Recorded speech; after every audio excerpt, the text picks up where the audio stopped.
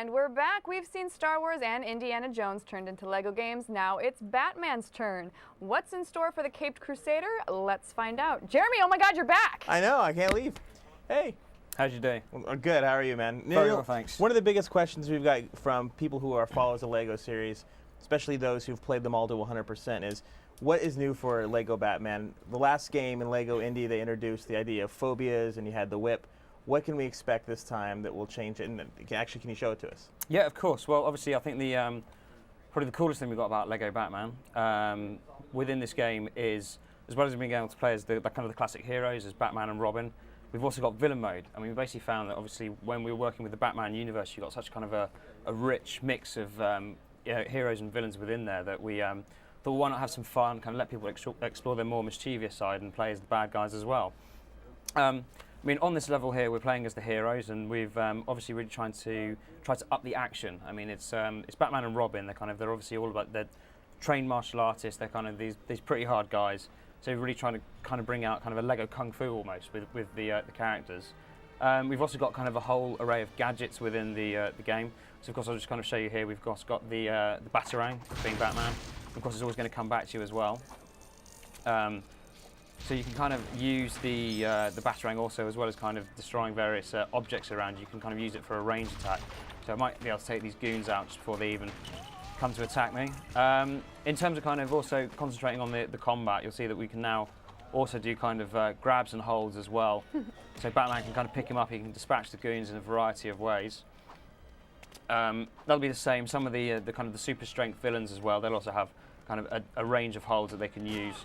You'll also kind of see that the action, it's almost kind of an over-the-top element where you have goons kind of flying away when kind of beaten. We've also got kind of, if you're a more experienced gameplayer, you'll probably appreciate that there's some kind of subtle kind of context-sensitive button presses whereby if you're pressing the action button at the right time, you'll be kind of doing throws or parries with the bad guys. Oh, he lost his head. Did you see that? And he started shaking. You also obviously brought back the same building element where you could create new objects and puzzles. Oh God, yeah. I mean, yeah, of course, it's a Lego game, so it wouldn't be a Lego game without kind of the construction element. I mean, that's something we want to continue through with all our games. I mean, here what you see that we're building is going back to the kind of the gadgets and gizmos for these characters is a tech pad. So there's a variety of tech suits like Batman and Robin.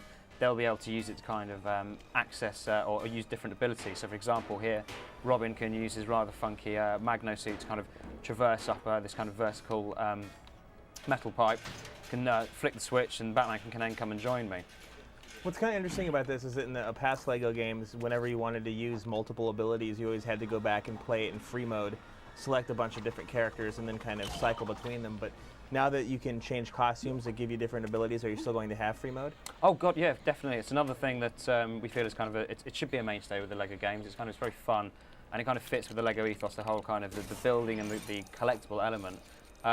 So, I mean, with the Batman, partly because I guess the kind of the comic universe that there is because we've got all these the kind of the bad guys as well as the heroes. There's so many more. There's such a richer variety of bad guys and loads of abilities that they've got that you'll be able to use within the story mode. And then of course you can come back through all of the levels that you'll be able to play with any of the characters in the free play. Well, that's actually what stands out for me is that other than just the heroes quest, you also have a complete bad guys quest, and it's its own thing, from what I understand. Can you actually talk about that? Yeah, no, that's right. I mean, basically there's 15 levels with the hero mode and there's 15 levels with villain.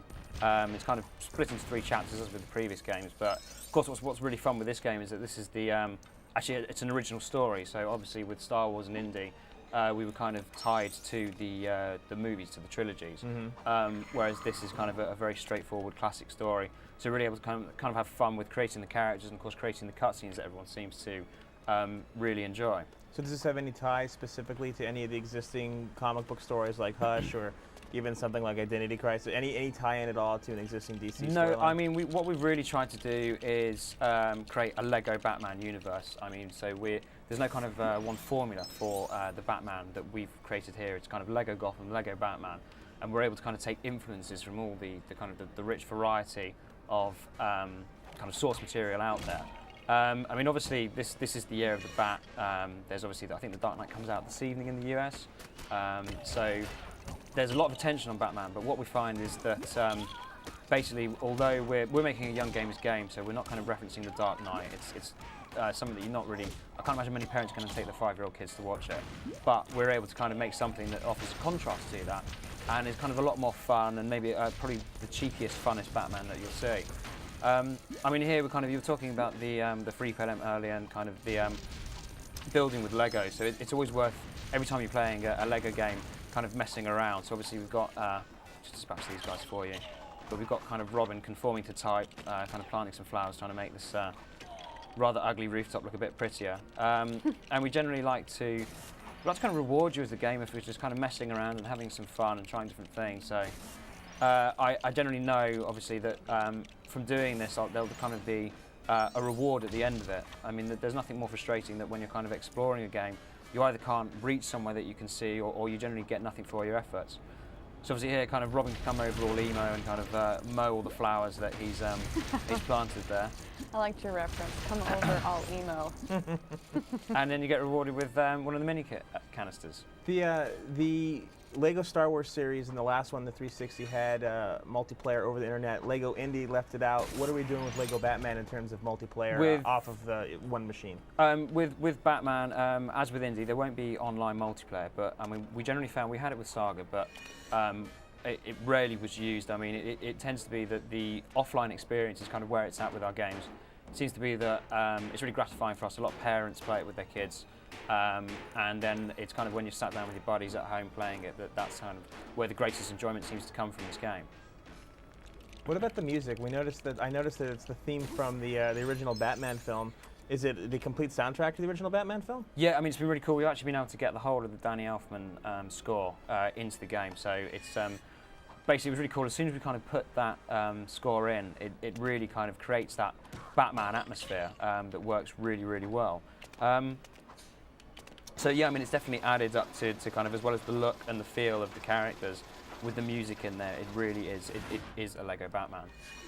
Jeremy, just to let you know, we've got 1 minute to go, so any important questions you have, this would be the time to do it. Sure. One last question for you then, is in terms of the overall experience between the hero's quest and the bad guy's quest, about how long do you think it takes someone to play through it if they're a veteran of the series?